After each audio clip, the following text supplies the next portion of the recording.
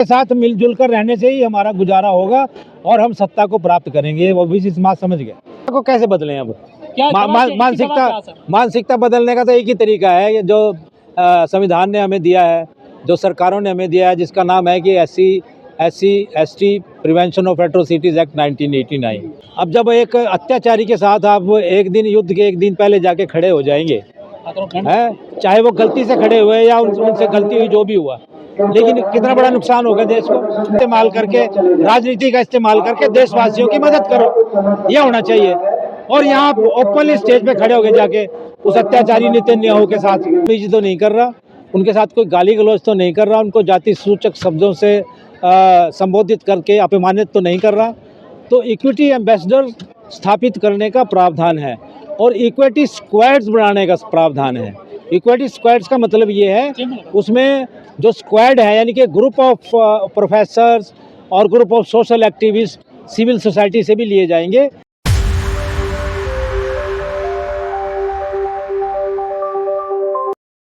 दी गई है इस मामले में, क्या लग रहा है, लटकेगा ये जो बिल है या फिर हो जाएगा क्लियर? नहीं, ये बिल तो ये बिल तो नहीं है, ये रेगुलेशंस है 2026 की UGC रेगुलेशंस हैं, जिनको promotion of equities in higher education institutions of India के नाम से इन्होंने जो है वो जारी किया है। ये रेगुलेशंस हैं, तो ये बड़ी ही आधुनिक रेगुलेशन है। इसमें ऑनलाइन पोर्टल स्थापित करने का प्रावधान है। इसमें इक्विटी एम्बेसडर्स यूनिवर्सिटीज़ में नियुक्त करने का प्रावधान है, यानी कि जो एक्टिविस्ट स्टूडेंट्स हैं उन्हीं में से ही कुछ को इक्विटी एम्बेसडर प्रत्येक यूनिवर्सिटी में नियुक्त किया जाएगा, जो कि क्लासरूम में, जो कि कॉरिडोर्स में, लाइब्रेरी में, और जो कि पूरे कैंपस में यूनिवर्सिटी में वो नज़र रखेंगे कि कहीं कोई SC ST OBC के छात्र के साथ कोई बदतमीजी तो नहीं कर रहा, उनके साथ कोई गाली गलौज तो नहीं कर रहा, उनको जाति सूचक शब्दों से संबोधित करके अपमानित तो नहीं कर रहा। तो इक्विटी एम्बेसडर स्थापित करने का प्रावधान है और इक्विटी स्क्वाड्स बनाने का प्रावधान है। इक्विटी स्क्वाड्स का मतलब ये है, उसमें जो स्क्वाड है यानी कि ग्रुप ऑफ प्रोफेसर्स और group of social activist civil society से भी लिए जाएंगे। इक्विटी स्क्वाड्स बनाई जाएंगी सारी यूनिवर्सिटीज़ में, जो कि वो घूमेंगी जहाँ पे भी कहीं ऐसा उनको लगेगा कि इस तरह का कोई माहौल बन रहा है, वहाँ जाके वो माहौल को भी शांत करेंगी। और जो दूसरी जाति के तथाकथित स्वर्ण जाति के जो बच्चे हैं या जो भी प्रोफेसर हैं, उनको समझाएगी भी ऐसा ना करो, ये अच्छी बात नहीं है। इस देश में हमें संविधान के अनुसार एक इक्विटी समता ये स्थापित करनी है। तो वो प्रकाश के लोग ये कह रहे हैं कि संविधान में सबको बराबर का दर्जा दिया गया है, एक समानता, लेकिन ये जो UGC आया, नया बिल आया है, एक्ट आया है, इससे भेदभाव होगा, जातियाँ मजबूत होंगी और शोषण का शिकार होंगे प्रकाश के स्टूडेंट्स। जातियाँ मजबूत करने के लिए तो यदि मैं आप आंकड़े देना शुरू करूँ तो आपको तो हैरानी होगी। भाई, आज़ादी के 78 वर्ष के उपरांत भी इस देश में 60,000 से ज़्यादा SC ST एक्ट के अंदर मुकदमे क्यों दर्ज हो रहे? क्या ये हमारे समाज के ऊपर, हमारी सरकारों के ऊपर और हमारी जितनी भी आज तक जो शासन में लोग रहे हैं, क्या ये उनके चेहरे पे एक दाग नहीं है? सर, आप तो DGP रहे हैं, क्या ये फर्जी होते हैं मुकदमे? कहते हैं कि झूठे केस दर्ज कराए जाते हैं एट्रोसिटी एक्ट के, बिल्कुल तो पैसा लिया जाता है उसके बदले। बिल्कुल कोई झूठे केस दर्ज नहीं होते। मैं कई प्रदेशों में रहा हूँ, मैं केंद्र सरकार में भी रहा हूँ, सीमा सुरक्षा बल में भी रहा हूँ। सीमा सुरक्षा बल में मैं जम्मू कश्मीर में भी तैनात रहा हूँ। वहाँ पे हमने 2 साल आतंकवाद का मुकाबला भी किया है, बहुत से आतंकवादियों को मौत के घाट भी उतारा है।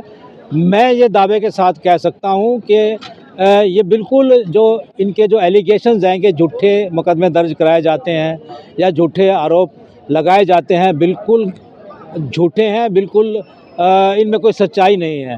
रोज़ तो खबरें अखबार में पढ़ने को मिलती हैं। अभी हाल ही में तमिलनाडु में एक वृद्ध महिला ने, दलित समाज की, जिसको हम छूत समाज भी कहते हैं, एक तालाब से पानी पी लिया। पूरे गांव ने पहले उस तालाब का पानी खाली किया, फिर उसको गोबर से लिपा तालाब को, और फिर उसमें दोबारा पानी डाला। अब बताओ, गोबर लिपने से क्या वो पानी शुद्ध हो गया? और एक दलित महिला के मुट्ठी में पानी लेकर पीने से वो पानी जो है गंदा हो गया। क्या ये झूठी बात है? हिमाचल प्रदेश के अंदर यदि किसी सरकारी फंक्शन में दूसरे सभी समाज के लोग इकट्ठे होकर जाते हैं तो दलित समाज के लोगों को अपने पतीले, अपनी कड़छियाँ, अपनी प्लेटें अलग लेके जानी पड़ती हैं। जहाँ से आप आते हैं? जी, मैं नहीं आता वहाँ से, मैं हरियाणा का हूँ। मैं वहाँ पे मेरा कार्डर था, वहाँ पे मैं नौकरी करता था। तो अपने ये सारे बर्तन साथ लेके जाने पड़ते हैं, अपने चूल्हे साथ लेके जाने पड़ते हैं, अपना खाना अलग बनाते हैं, अलग बैठ के खाते हैं। ये जातिवाद- सरकारी स्कूलों में मिड डे मील का जब निपटारा होता है, मिड डे मील जब बच्चों को निपटाई जाती है, खिलाई जाती है, दलित समाज के बच्चों को अलग बिठाया जाता है और स्वर्ण समाज के बच्चों को अलग बिठाया जाता है। ये चीज़ें कोई छुपी हुई थोड़ी हैं किसी से। तो कैसे कह सकते हैं कि भेदभाव नहीं हो रहा है इस देश के अंदर? ये 70,000 मुकदमे तो कम है। ये 70,000 मुकदमे ये असलियत नहीं है, ये तो एक टिप ऑफ द आइसबर्ग है। टिप ऑफ द एक छोटा सा एक मतलब इतने बड़े समुद्र में आपको बर्फ का एक टुकड़ा दिखाई दे रहा ये है। तो कास्टिज्म में ये मजबूत हो रहा है या हल्का हो रहा है हमारे देश में? कास्टिज्म तो मजबूत हो रहा है जब से सरकार आई है 2014 से, उसके बाद तो इन्होंने तो बहुत उधम मचा रखा है। ये तो ना तो किसी अल्पसंख्यक को जीने दे रहे हैं, उनके दाढ़ियाँ फाड़ते हैं कहीं पे भी बाजार में, कहते हैं जय श्री राम बोलो, और गोरक्षक के नाम पे गुंडागर्दी चल रही है। लेकिन सीजा साहब ने जब ये इसमें डिसीजन दिया था यूजीसी एक्ट वाले मैटर में, कहा था अब तो शादी भी हो रही है आपस में, इंटरकास्ट मैरिज हो रही है, ये बयान उनका बिल्कुल हो रही हैं उनके बयान में कोई लेकिन कितने पैमाने पर हो रही है? कोई लाखों में एक शादी हो जाए तो उसको कह देते हैं जी इंटरकास्ट मैरिज होगी। ये उन्होंने ये नहीं बताया कि इंटरकास्ट मैरिज जब बच्चा हमारे समाज का, दलित समाज का कोई स्वर्ण समाज की लड़की से कर लेता है, उसकी कितनी हत्याएं हुई हैं, कितने लोगों को मौत के घाट उतार दिया, मॉब लिंचिंग हुई है, उसका क्यों नहीं एग्जाम्पल दिया उसने? अपर कास्ट के लोगों ने हमारे हरियाणा में आप करके देख लो ना शादी, कोई दलित समाज का बच्चा किसी दूसरे स्वर्ण समाज की बच्ची से आ जाएंगे वहाँ तो खाप आ जाएंगे, वो खाप आ जाएंगे और मजाल है उसको जिंदा रहने दें। पूरे इंडिया में भी कहीं चला जाएगा, उसको जिंदा रहने दें। अपर कास्ट के लोग कह रहे हैं कि ये जो एक्ट आया है हमारे बच्चों के लिए डेथ वारंट है, सीधे सीधे उन्होंने बोल दिया। मैं वही बताया, मैंने स्टेज से भी बताया, इसमें जो चेक्स एंड बैलेंसेस हैं, इसमें ऐसा कोई मनमानी करने वाले प्रावधान नहीं है। ये इसमें इक्विटी कमेटी सेल्स स्थापित किए जाएंगे। जब भी इक्विटी कमेटी सेल्स के पास कोई शिकायत आएगी, उसमें प्रोफेसर भी होते हैं कमेटी में, उसमें स्टूडेंट्स भी होते हैं, उसमें सिविल एक्टिविस्ट भी होते हैं, ठीक है? तो वो कमेटी जब उस कंप्लेंट को एग्जामिन करती है तो क्या वो सारे के सारे लोग कमेटी में बेईमान होंगे? ये सारे के सारे लोग जो हैं वो सच्चाई से वाकिफ नहीं होंगे? तो कुलपति कह रही है विक्टिम कार्ड खेलते हैं, कहा गया है कि ये हम पीड़ित हैं। विक्टिम कार्ड खेलते हैं। ये विक्टिम का, हम तो विक्टिम हैं, कार्ड खेलने की जरूरत क्या है हमको? सारे आंकड़े कहीं भी उठा के देख लो भाई। सवाल ये है कि हमारा जुडिशरी जिसको आप कह रहे हैं हायर जुडिशरी मतलब high court and supreme court, कितने दलित जज हैं, कितने बिछड़े जज हैं, और तो ये विक्टिम कार्ड है, ये तो सच्चाई है। और कितने सुनो 47 सेंट्रल यूनिवर्सिटीज़ हैं देश के अंदर, कितने वाइस चांसलर दलित पिछड़े हैं? 7 और 2 9, सिर्फ 9 यूनिवर्सिटीज़ में दलित पिछड़े वर्ग के वाइस चांसलर हैं। 38 यूनिवर्सिटी में तथाकथित स्वर्ण जाति के लोग जो हैं वो वाइस चांसलर हैं। ये आंकड़े गलत हैं। एनएफएस से क्या समझते हैं जी?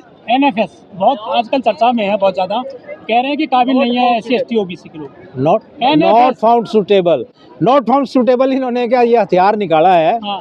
जो भी लोग मतलब सत्ता में होते हैं, पावर में होते हैं, जो इंटरव्यू के बोर्ड बेंच के उस तरफ बैठे होते हैं और हमारे जैसे का इंटरव्यू लेते हैं, तो ये नॉट फाउंड सुटेबल एक वर्ड निकाल लिया है। इसकी क्या प्रामाणिकता है? नॉट फाउंड सुटेबल, क्या वो पागल है?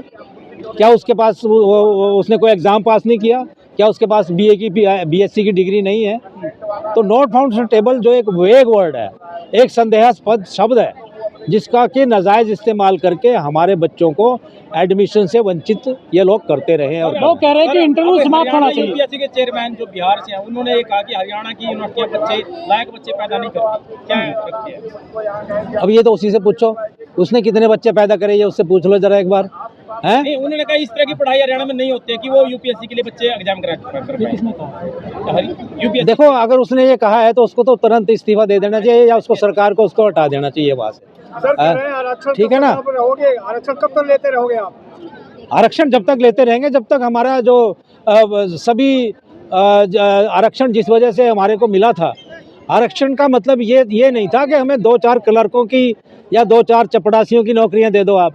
आरक्षण बाबा साहब डॉक्टर अंबेडकर ने इसलिए दिया था कि हम इस देश के अंदर निर्णायक भूमिका निभा सके, हमें निर्णय लेने का अधिकार हो।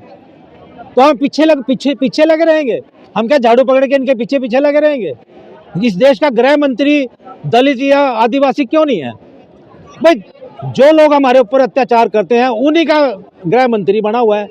वो कभी हमारे खिलाफ जो अत्याचार हो रहे हैं उनमें कभी इंसाफ करेगा? आज बना दो कि एक दलित को, चाहे वो कैसा भी है, चाहे वो साला मनुवादी भी क्यों नहीं है, उसको आप बना दो गृह मंत्री। इनके दिन में तारे दिखा देगा। अरे SC/ST खत्म कर देना चाहिए, मिस यूज करते हैं। नहीं, कोई मिसयूज नहीं करते, बिल्कुल ये बात गलत है। और मिसयूज अगर करते हैं तो उसको हमारी आवाज जहाँ तक जा रही है, जो भी प्रयागराज मंडल से साथ में आए हैं, सारे लोग मंच के सामने आ जाए। तो ये तो एक आपका तो ये लीगल क्वेश्चन है। वैसे तो वो कह रहे हैं कि झूठे हैं मुकदमे या झूठे, तो उसको कोर्ट में लड़ो, कोर्ट में उसके निवारण करो। तो ऐसे मंच पे कहने से या समाज में कहने से थोड़ी काम चलेगा। जेएनयू के प्रोफेसर जो है खुद एक ओबीसी समाज से आते हैं, बोल रहे हैं कि विक्टिम मूड खेलते हो, तो ओबीसी समाज से आती है। कौन? जेएनयू की जो वीसी है, वीसी? अरे भाई, ये तो एक मानसिकता भी तो है ना। मनुवाद कोई जाति से भी संबंध नहीं है, ये मानसिकता भी है। जिसने एक मनुवाद को अपना लिया ना, अगर वो ओबीसी भी है तो उसको आप उसी में मानो, उसको फिर ओबीसी मत मानो। वो तो पता नहीं मनु की मूर्ति लगाने के लिए तैयार है वहाँ पे, और मनु स्मृति पढ़ाने के लिए तैयार है। यूजीसी में पहली बार ओबीसी को डाला गया है सर, ये जरूरी था क्या? क्या शोषण इनका भी हो रहा है ओबीसी वालों का भी? हो रहा है, तभी तो सरकार को लगा है कि हो रहा है, तभी तो डाला है। खेती बाड़ी से मजबूत आदमी, लाठी से मजबूत है ये लोग। कौन? ओबीसी वाले। कौन से ओबीसी? याद अरे यार, क्या बात कर रहे हो बेचारे? जो सुनो मेरी बात, जो कुम्हार समाज के लोग हैं, जो धोबी समाज के लोग हैं, और जो पानी फेंकते हैं सड़कों पे, ये समाज के लोग हैं, और जो तरखान हैं, जो कि कारपेंटर हैं, तो सारा दिन मेहनत करते हैं। तो इनके पास ज़मीनें हैं, आपको कहाँ से आंकड़े मिले? इनके पास किसी के पास ज़मीनें नहीं है। ये हाथ के दस्तकार हैं, मेहनत करके खाना। ये राजमिस्त्री हैं, ठीक है, प्लास्टर करते हैं, मकान बनाते हैं, शीशे का काम करते हैं, छोटे मोटे मोटर मैकेनिक है। इनके पास कहाँ ज़मीनें हैं? ठीक है, एक ओबीसी समाज के एक छोटे से वर्ग के पास अगर थोड़ी बहुत ज़मीन है भी, तो इसको उनसे भी वो जलन हो रही है। कोई ऐसी, ये बिल्कुल इनका झूठा, मिथ्या, भ्रामक आरोप है कि इनके पास बड़े भारी संसाधन है। कुछ नहीं है। सर कह रहे हैं वो आप लोग 85% हो, 15% आपका शोषण कर पाएंगे? देखिए, शोषण कोई संख्या से नहीं होता, शोषण करने के तरीके होते हैं। शोषण कैसे होगा? जब एक आदमी के पास 500 एकड़ ज़मीन है और वहाँ पे जो 50 परिवार रह रहे हैं दलित, उनके पास खाने, इनके साथ मिलजुल कर रहने से ही हमारा गुजारा होगा और हम सत्ता को प्राप्त करेंगे। वो भी समाज समझ गए। सर, एससी का व्यक्ति चाहे राष्ट्रपति बन जाए, चाहे सीजीआई बन जाए, लेकिन उन पे जो है जाति के आधार पर अत्याचार नहीं रुक रहा है। सीजीआई साहब का मामला हो, चाहे रामनाथ कोविंद का हो, आदिवासी राष्ट्रपति हैं, इनके साथ ये अत्याचार मंदी में नहीं जा सकती या सम्मान नहीं मिल सकता, चेयर पे आके चले जाते हैं। तो मानसिकता को कैसे बदलें? अब क्या मानसिकता बदलने का तो एक ही तरीका है, जो संविधान ने हमें दिया है, जो सरकारों ने हमें दिया है, जिसका नाम है कि SC/ST prevention of atrocities act 1989। ठीक है, अब उसके अंतर्गत यदि हम कोई केस दर्ज करवाते हैं तो कहते हैं जी झूठा केस दर्ज करवा रहे हो। यहाँ तो जब राष्ट्रपतियों के साथ भी भेदभाव हो रहा है, तो आप जो गांव में बेचारा जिसको 2 वक्त का खाना भी नहीं मिल रहा है और जिसके पास ना कोई रहने के लिए, बिहार के अंदर मैं गया हूँ, बिहार में एक छोटी 10 बाई 10 की झोंपड़ी में 20-20 लोग रह रहे हैं। आप जाके देख लो, गरीबी का चेहरा वहाँ को आपको असली वहाँ पे नज़र आएगा। बिहार के अंदर पता लग जाएगा कितनी जो ये दावे कर रही है सरकार भारतीय जनता पार्टी की कि बड़ा भारी 2047 में हम डेवलप हो जाएंगे। हमने इतने बड़े बड़े नारे कि मेक इन इंडिया, कोई स्मार्ट सिटी और पता नहीं बुलेट ट्रेन, कुछ नहीं हो रहा है। 80 करोड़ लोगों को, जैसे स्वामी प्रसाद मौर्य जी ने स्टेज से कहा, 80 करोड़ लोगों को 5 किलो अनाज तक ही सीमित रखा जा रहा है। और अब तो गैस भी नहीं मिल रही। अब गैस नहीं मिल रही, ये तो मतलब अब क्या कहें इस बात को कि भाई गैस क्यों नहीं मिल रही। अब जब एक अत्याचारी के साथ आप एक दिन, युद्ध के एक दिन पहले जाके खड़े हो जाएंगे, है, चाहे वो गलती से खड़े हुए या उनसे गलती हुई, जो भी हुआ, लेकिन कितना बड़ा नुकसान हो गया देश को। नहीं करना चाहिए था उनको। एक समझदार प्रधानमंत्री कभी ऐसा नहीं करता। अपना दूरी बनाए रखो सबसे, हैं। और जब कभी कोई इस तरह की मुसीबत आती है, डिप्लोमेसी का इस्तेमाल करके, राजनीति का इस्तेमाल करके देशवासियों की मदद करो, यह होना चाहिए। और यहाँ ओपनली स्टेज पे खड़े हो गए जाके उस अत्याचारी नेतन्याहू के साथ, क्या मतलब है इसका? गलत बात है।